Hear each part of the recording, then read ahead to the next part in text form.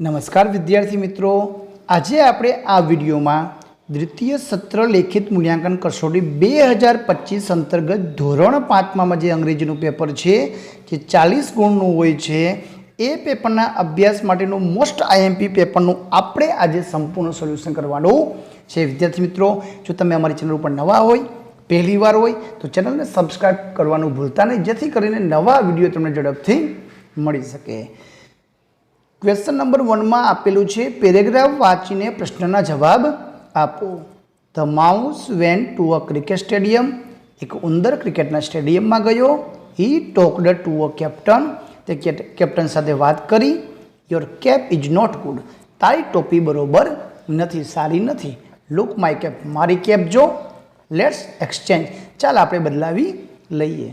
The captain said no, I love my blue cap. મને મારી blue cap ગમે છે. ઇટ હેઝ અશોક ચક્ર. તેમાં અશોક ચક્ર છે. તો આ પેરેગ્રાફના આધારે આપણે પ્રશ્નના જવાબ લખવાના છે. Number 1, વહેર did the mouse go. ઉંદર ક્યાં ગયો હતો? તો જવાબ આવશે સી, ક્રિકેટ સ્ટેડિયમમાં ગયો હતો. પ્રશ્ન નંબર 2, વુ ટોકડ કે your cap is not good. તારી ટોપી સારી નથી. Look my cap. મારી કેપ જો. આવું કોણ બોલે છે? તો જવાબ આવશે mouse. Number 3, the captain said no, I love my cap. ના, મને મારી ખાલી જગ્યા કેપ ગમે છે. ઇટ હેઝ અશોક ચક્ર. તો કઈ કેપ? તો જવાબ આવશે બ્લુ રંગની કેપ. ક્વેશ્ચન નંબર 2 માં આપેલું છે, નીચે આપેલા ઉદાહરણ પ્રમાણે શબ્દ પરથી નવો શબ્દ બનાવો. પોસ્ટકાર્ડ. તો પોસ્ટકાર્ડ છે તો જવાબ આવશે પોસ્ટ ઓફિસ. ટ્રેન છે તો જવાબ આવશે રેલવે સ્ટેશન. એન્ડ એમ્બ્યુલન્સ તો જવાબ આવશે હોસ્પિટલ. પોલીસમેન તો જવાબ આવશે પોલીસ સ્ટેશન. બસ છે તો બસ સ્ટેશન. વિદ્યાર્થી મિત્રો, આ રીતના આપણે નવા શબ્દ બનાવવાના છે. તો આવા શબ્દની તમે તૈયારી કરી લેજો, સ્પેલિંગ પાકા કરી લેજો, જેથી કરીને તમને આવા પ્રશ્ન આવડી જાય. પ્રશ્ન નંબર 3 માં આપેલું છે, નીચે આપેલા ઉદાહરણ પ્રમાણે વર્તમાનકાળ અને ભૂતકાળની ક્રિયાઓ ધરાવતા વાક્યોનું વર્ગીકરણ કરો. ઉદાહરણ તરીકે, Vivaan is going to school. C pad for her ticket. તો વિદ્યાર્થી મિત્રો, જે વાક્યમાં એમ ઇઝ અને સાથે ક્રિયાપદનું આઈએનજી વાળું રૂપ આવશે એ વાક્ય છે એ વર્તમાન કાળનું વાક્ય છે. અને જેમાં ક્રિયાપદનું ભૂતકાળનું રૂપ આવશે એ વાક્ય ભૂતકાળનું છે. તો આપણે ક્રિયાપદને ઓળખીને વાક્યને અલગ અલગ કરવાના છે. તો અહીં વાક્ય આપેલા છે, એમાં પહેલામાં લેફ્ટ ભૂતકાળનું રૂપ આપેલું છે, તો એ યસ્ટરડે ભૂતકાળમાં આવશે. એમ ઇઝ પ્લસ આઈએનજી વાળું, તો એ ટુડે આજે વર્તમાન કાળમાં આવશે. રોટ ક્રિયાપદનું ભૂતકાળ છે તો તમારે યસ્ટરડેમાં લખવાનું રહેશે. એમ ઇઝ પ્લસ આઈએનજી તો ચાલુ વર્તમાન કાળ તો ટુડેમાં લખવાનું રહેશે. અને પ્લેડ ભૂતકાળ છે તો તમારે યસ્ટરડેમાં લખવાનું રહેશે. તો આ રીતે તમારે ક્રિયાપદને ઓળખીને તમારે વાક્યને ટુડે આજે એટલે કે વર્તમાન કાળ અને યસ્ટરડે એટલે કે આવતીકાલ, ગઈકાલ સોરી. તો આ રીતે તમારે ગોતીને જવાબ લખવાના છે. એના પછી આપેલું છે પ્રશ્ન નંબર 4. પ્રશ્ન નંબર 4 માં છે, નીચે આપેલા વાક્યને અનુરૂપ ચિત્ર સાથે જોડો અને લખો. અહીં તમને 5 વાક્ય આપ્યા છે. એ 5 વાક્યને તમારે ચિત્રની સામે લખવાના છે. તો વાક્યનું ગુજરાતી કરી લઈએ. Anjali is performing garba dance. Anjali garba કરી રહી છે અથવા રમી રહી છે. They are in traditional dress. તે પરંપરાગત પોશાકમાં છે.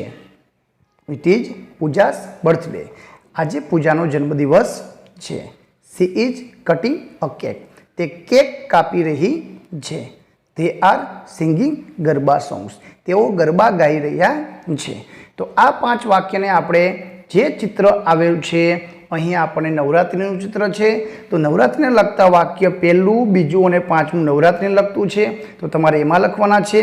અહીં બર્થડેનું ચિત્ર આપેલું છે, તો એમાં 3 અને 4 નંબરનું વાક્ય છે બર્થડે વાળું અને કેક કટિંગ વાળું. તો એ ચિત્રની સામે આપણે લખવાનું છે. એટલે ચિત્રની સામે યોગ્ય વાક્ય લખવાના છે. પ્રશ્ન નંબર 5 માં આપેલું છે, નીચે આપેલા શબ્દોમાં ખૂટતા અક્ષરો મૂકી સ્પેલિંગ પૂર્ણ કરો. પહેલો સ્પેલિંગ છે પીપલનો છે, એનો સ્પેલિંગ થશે PEOPLE. PLE. બીજો સ્પેલિંગ વિલેજનો છે એનો થશે VILLAGE. ત્રીજો છે એ શીપનો છે SHEEP, શીપ એટલે ઘેટું. અને ચોથું છે ડેન્જર, DANGER. તો આ રીતે લખવાનું છે. પ્રશ્ન નંબર 6 માં આપેલું છે નીચે આપેલા ઉદાહરણ પ્રમાણે વાક્ય બનાવો. એક વાક્ય આપ્યું છે મીરા ઇઝ અ ટીચર. તો તમારે વુ વડે બનાવવાનું છે તો નામની જગ્યાએ વુ મૂકવાનું, બાકી બધું એમને એમ. અને વોટ વડે બનાવવો તો તમારે વોટ લખીને ક્રિયાપદ ઇઝ આગળ અને મીરા પાછળ, તો એ રીતનું બનાવવાનું છે. તો અહીં પહેલામાં આપણને વુ વડે બનાવવાનું કીધું, તો રિયાની જગ્યાએ આપણે વુ મૂકીને બાકી બધું એમને એમ. તો who is reading a book, book કોણ વાંચી રહી છે. બીજું છે વોટ વડે, તો ધ્રુવ ઇઝ ડ્રિંકિંગ વોટર, શું પી રહ્યો છે વોટર, તો જવાબને આપણે દૂર કરવો પડશે. તો પેલા વોટ, પછી ઇઝ આગળ, ધ્રુવ પાછળ. તો what is Dhruv drinking. Number 3 how many વડે પ્રશ્નો, તો હાઉ મેની પછી હંમેશા વસ્તુ આવશે. તો હાઉ મેની મેંગોઝ હેઝ આગળ, મીના પાછળ. તો how many mangoes has Meena, Meena પાસે કેટલી કેરીઓ છે. તો આ રીતના જવાબ બનાવવાના છે. પ્રશ્ન નંબર 7 માં આપેલું છે નીચે આપેલી પરિસ્થિતિના આધારે સંવાદ પૂર્ણ કરવાનો છે. અહીંયા આપણને હોમ, વહેર ઇઝ યોર ફાધર, તારા પિતા ક્યાં છે, હાવ આર યુ, કેમ છો, ગુડ આફ્ટરનૂન અને આઈ એમ ફાઇન. તો આપણે આના ઉપરથી અંજલિ અને રવિ વચ્ચેનો ડાયલોગ સંવાદ આપેલો છે. તો અંજલિ કહે છે હેલો, ગુડ આફ્ટરનૂન રવિ.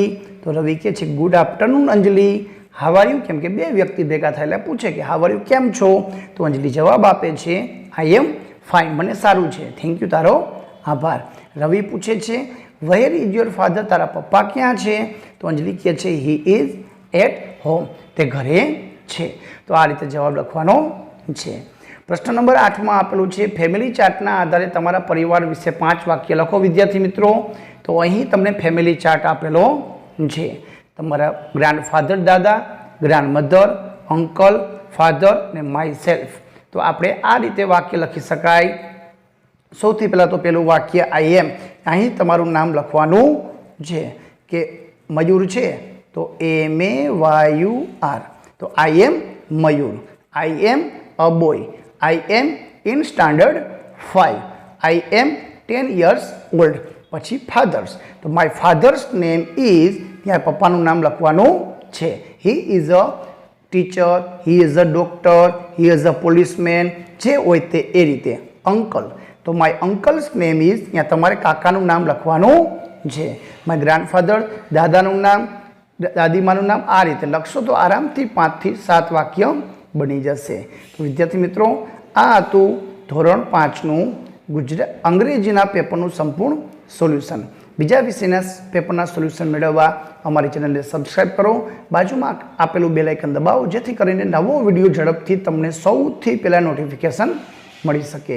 વિડીયો ગમે તો લાઈક કરજો, અમારી ચેનલને સબસ્ક્રાઈબ કરજો. આભાર, ધન્યવાદ.